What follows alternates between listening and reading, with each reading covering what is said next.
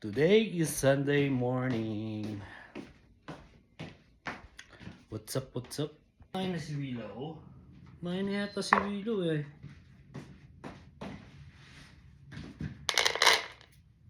Hi dude, good morning. Kumain ka na yata eh. Kumain ka na ni mama eh.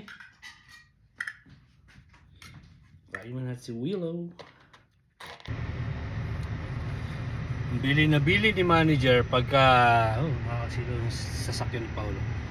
Pag mamamalengke ka, kailangan may baong kang eco bag. Bili na bili. Huwag daw kakalimutan. Eh di wow.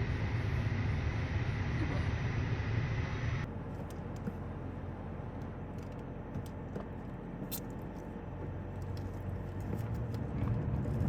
Ngayon yung mga ka-journey, paalis na tayo. Papunta na tayo sa isang Asian supermarket para bumili ng pang-boppies. Magbo-boppies tayo ngayon. Dapat simpleng ano lang eh, yung halos walang sahog, yung pulutok. Niluluto ng isa kong kaibigan, Kapampangan style ng boppies, pulutok. Suka lang ang sahog. Yung aking mga mga amo, gusto boppies daw. Sige, di mag-boppies tayo. Pero bibili akong extra pang pulutok. Di ba? Hindi pwedeng kayo lang, ako rin.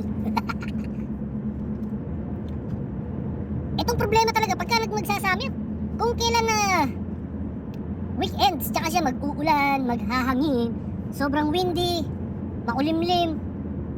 Laging ganito last year, kaya walang nangyari sa buong summer ko eh. Pagka naman, sobrang init, may trabaho naman, busy. Kaya last summer ko, isang beses lang din ako nakapag-bike. Kulimlim oh, grabe oh, makulimlim. Sobrang kulimlim. At ayun na nga mga ka-journey, kamusta kayong lahat? Nagbabalik at nakita nyo naman na sobrang busy tayo. Grabe yun, mga tikabong bakbakan. 3 weeks, oh my goodness. Kaya ngayon medyo relax muna tayo, relaxation na tinatawag. Malapit ng Father's Day, practice tayo ulit ng cooking, yan ang pangtanggal natin ng pagod. Naisipan ko, lagi ko nakikita ngayon sa mga social media, Facebook, YouTube, yung style Kapampangan na boppies. Ang tawag nila pulutok. Ngayon lagi ko nababanggit sa bahay na yung pulutok. Ano naman daw yun, sabi ng mga manager ko sa bahay. Sabi ko style boppies yun ang Kapampangan. Sabi nila mag-boppies ka na lang, huwag na kung ano ginagawa mo. Ayun, hindi mag-boppies. Pero bibili ako ng extra, hindi ako titigil hanggat hindi ko naluluto yung pulutok. Simple lang naman siya pero tingin ko masarap eh. Nagtatakam pulutok. Ngayon, papunta na ako sa isang Asian grocery. Sana may available doon ng mga laman loob, mga baga, puso. Yan lang lalagay natin. Wala na masyadong may chiboreche. Ngayon, marami ako nakalinyang trabaho ngayong weekend. So, halos na pangalahati na yung araw. Ngayon pa lang ako magsisimula. May pasok pa yung isang peeling manager. Siyempre, kailangan magluto. Magmo-mower. Maglalaba ako ngayon ng aking mga overall. Yung kortina, nasira. Tapos magugupit ng buhok, medyo busy ako ngayon. Pero try natin ma-accomplish lahat. Let's go! Biyahe na tayo!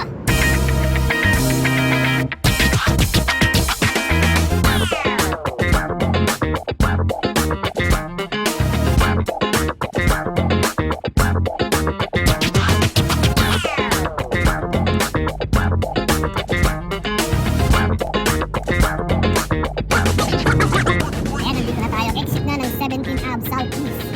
Diretso lang, Hong Kong na. Anyway nyo, 10 minutes nasa Hong Kong na ako. Mabibili ko na yung aking pang-boppies or pang-pultok. 10 minutes lang, Hong Kong na. Wala nang kailangan na passport, visa, or ticket. Wala mo lang pambili. Araw, pero mahangin. Kaya medyo malamig. Dito ako, nagkapalampala ako. Uy, naka-bike. Let's go! Tell me who's that girl? Ayan yung Hong Kong supermarket.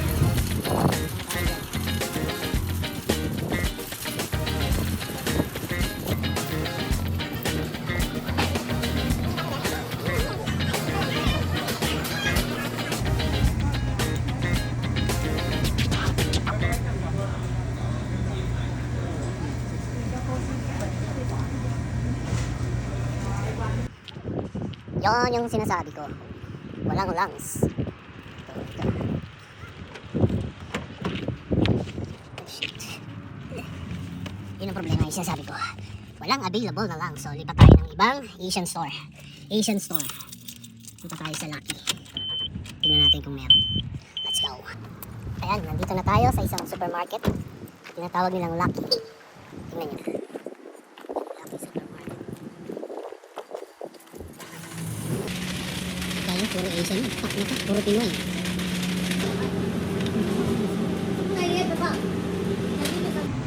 Ayan, Pinoy. Ayan, hanap tayo ng bangus berry. Ang dami, may galunggong.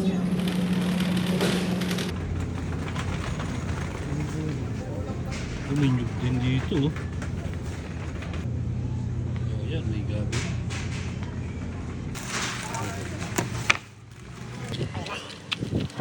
Gusto tayong bumili. Let's go. Bumili tayo. Kaya nagugutom ako. Kaya, bumili ako ng patuka. At ito na guys, uwi na tayo. At 12 o'clock na, no? 12 o'clock na ba? Tingnan natin. 12:09. Tingnan natin kung oras tayo dadabad.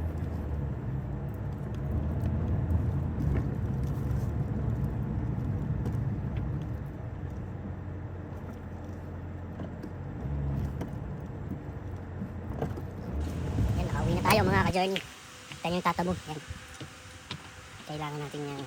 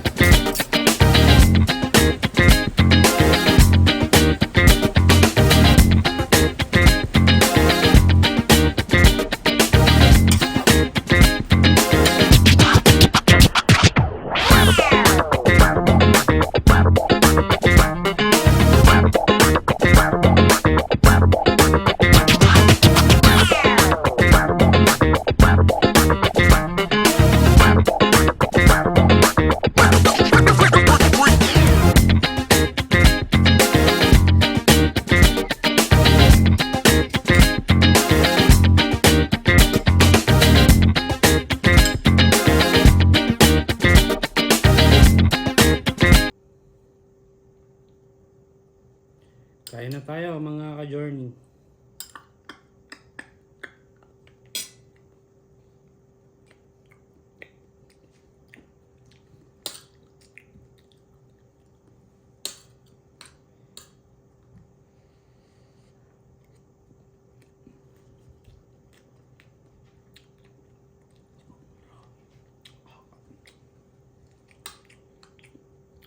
Sarap.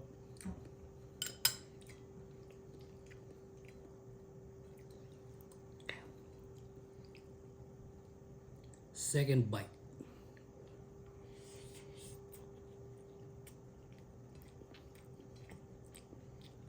Sarap. Tama-tama ang hang. At matamis.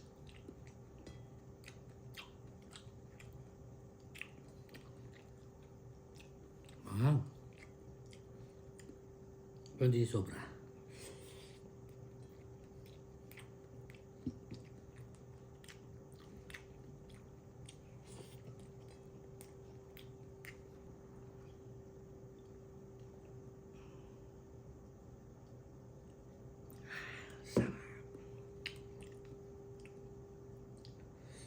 First bite, second bite, third bite.